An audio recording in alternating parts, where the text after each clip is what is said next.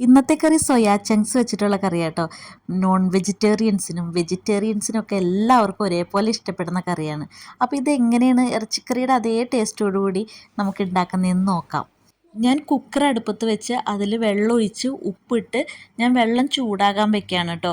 അതിലോട്ട് ഞാൻ 200 gram soya chunks ഇടുന്നുണ്ട്. വെള്ളം ഒന്ന് ചൂടായി കഴിഞ്ഞതിന് ശേഷം ചെറിയൊരു തിള വന്നതിന് ശേഷമായിട്ട് സോയാബീൻ ഞാൻ ഇടുന്നത്. അപ്പോൾ അതിന് ശേഷം ഞാൻ കുക്കർ അടച്ച് വെക്കുകയാണ്. അങ്ങനെ തന്നെ അടച്ച് വെച്ചിട്ട് ഞാനൊരു 10 മിനിറ്റോടത്തോളം ഞാൻ അങ്ങനെ മൂടി വെച്ചേക്കുക. അത് ആ വെള്ളത്തിൽ കിടന്നൊന്ന് സോയാബീൻ ഒന്ന് വീർത്തൊക്കെ വരാൻ വേണ്ടിയിട്ടും നന്നായിട്ട് കുതിരാനൊക്കെ വേണ്ടിയിട്ടാണ് കേട്ടോ. അപ്പം ഞാൻ അങ്ങനെ ചെയ്യുന്നത്. 10 മിനിറ്റ് കഴിഞ്ഞപ്പോൾ ഞാൻ അതിൻ്റെ വെള്ളമൊക്കെ ഊറ്റി കളഞ്ഞിട്ട് വീണ്ടും ഞാൻ കുറച്ച് വെള്ളമൊഴിച്ച് പിഴിഞ്ഞ് മാറ്റി വെച്ചേക്കുവാണ്. ഒരു ചട്ടി അടുപ്പത്ത് വെച്ച് അതിൽ 2 ടീസ്പൂൺ വെളിച്ചെണ്ണ ഒഴിച്ചു. 4 സവാള നീളത്തിൽ അരിഞ്ഞെടുക്കുന്നുണ്ട് കേട്ടോ ഞാൻ.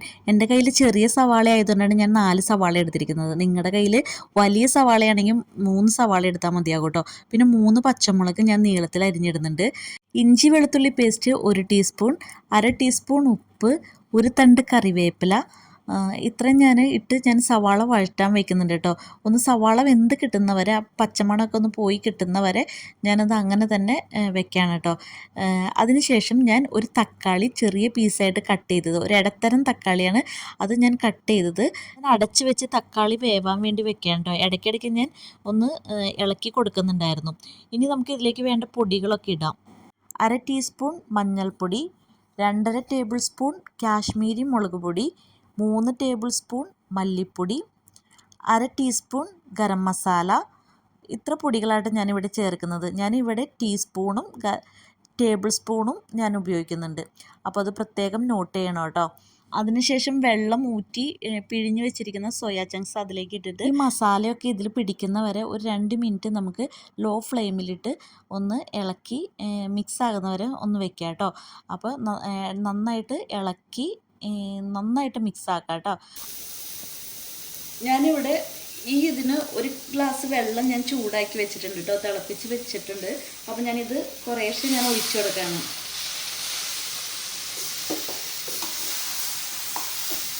ഇതിൽ കുറച്ച് വെള്ളം ഉണ്ടാകും, എന്നാലും നമുക്ക് എത്രത്തോളം ഗ്രേവി വേണം അതനുസരിച്ച് നമുക്ക് വെള്ളം ചേർക്കാം. അപ്പം ഞാൻ ഈ 1 ഗ്ലാസ് വെള്ളം അങ്ങനെ തന്നെ ഒഴിച്ചു കേട്ടോ.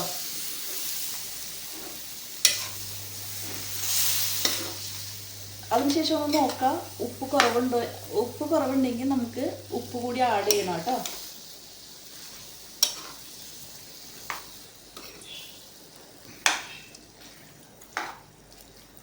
അപ്പോൾ ഗ്രേവി വേണമെങ്കിൽ കുറച്ചുകൂടി ചൂടുവെള്ളം തന്നെ ഒഴിച്ചു കൊടുക്കണം കേട്ടോ. പച്ചവെള്ളം ഒഴിക്കാതെ ചൂടുവെള്ളം തന്നെ ഒഴിച്ചു കൊടുക്കാൻ ശ്രദ്ധിക്കണം കേട്ടോ.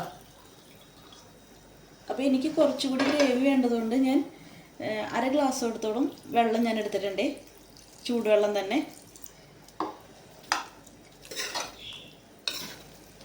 അപ്പോൾ ഞാൻ മൊത്തം 1.5 ഗ്ലാസ് വെള്ളം ഒഴിച്ചിട്ടുണ്ട് കേട്ടോ.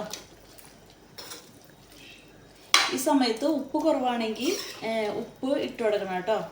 അതിനുശേഷം നമുക്ക് മൂടി വെച്ച് ഒരു 10 മിനിറ്റ് ചെറുതീയിൽ നമുക്ക് വേവിക്കാം. അതിനുശേഷം നമുക്ക് നോക്കാം. 10 മിനിറ്റിന് ശേഷം ഞാൻ നമ്മുടെ ഇതൊന്ന് തുറക്കാം കേട്ടോ. നോക്കി, നമ്മുടെ വെജിറ്റബിൾ ബീഫ് റെഡി ആയിട്ടോ. നമ്മുടെ സോയ അങ്ങനെ റെഡി ആയിട്ടുണ്ട്. ശരിക്കും ഇറച്ചിക്കറി ആ ഒരു രീതിയിൽ തന്നെ ആയില്ലേ നമ്മുടെ ഇത്. ഇനിയിപ്പോൾ ഇതിൽ നിങ്ങൾ ഒഴിച്ച് വെച്ചപ്പം ചാറ് ഇത്തിരി കൂടിയിട്ടുണ്ടെങ്കിൽ ഇങ്ങനെ തന്നെ തുറന്ന് വെച്ചിട്ട് ഒന്ന് വേവിക്കുക കേട്ടോ. വേവിക്കല്ല, ഒന്ന് പറ്റിക്കാം.